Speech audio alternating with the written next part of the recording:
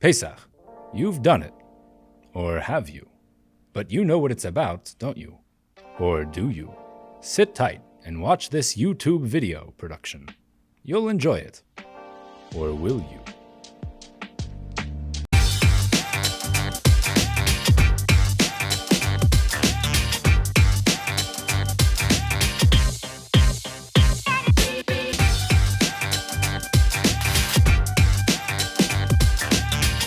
Pesach is the first of the yearly cycle of holidays. It's so fundamental that no matter how religious a Jewish family is, chances are they still maintain the tradition of a Passover Seder in their home.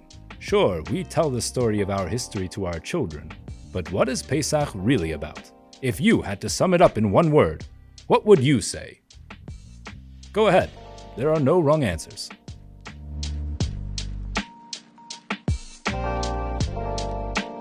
Wrong. The answer is Goula.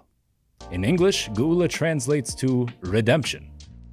But in truth, the word Goula has a more retrophylactical connotation.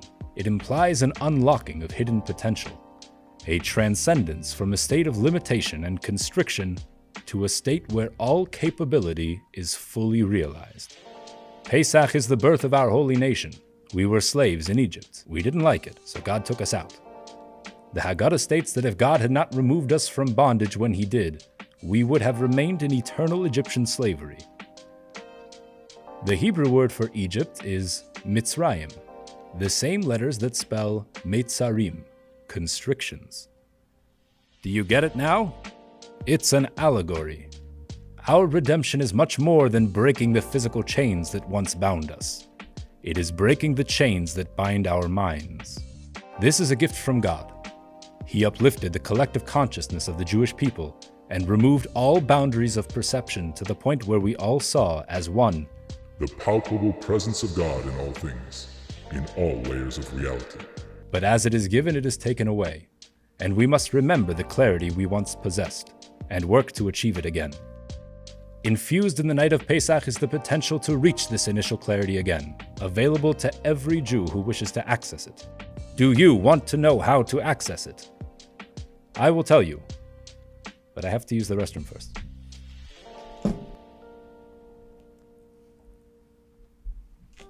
Okay. Disclaimer. These laws are extensive and complicated.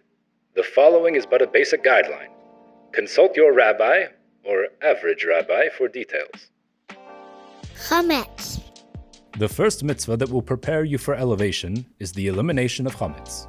Chametz is any leaven or fermented grain, including bread, cookies and cakes, pasta, most alcohol, and many other items that you might not expect.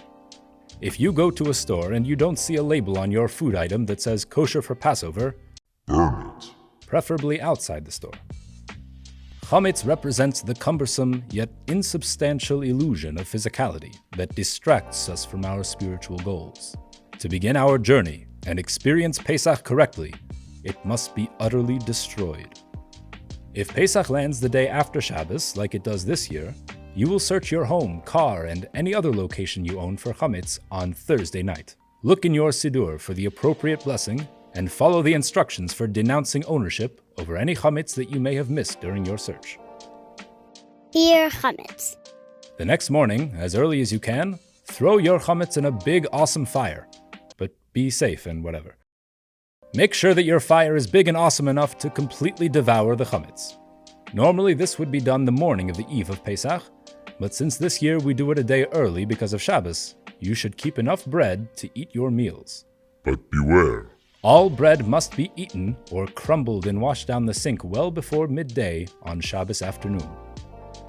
Seder. If you don't already have a Haggadah, go and get one, and go through it ahead of time to make sure you have everything you need prepared. During the Seder, you might feel tempted to skip a bunch of stuff and get to the real food already.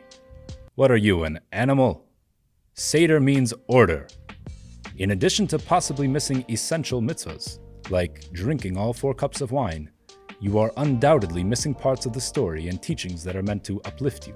A helpful tip for staying focused through the Seder is to actually try. Did you know? Contrary to popular belief, you don't open the door for Elijah.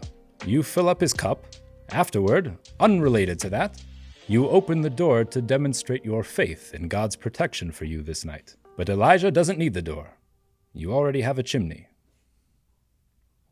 As I mentioned earlier, there are many, many more details associated with the celebration of this holiday.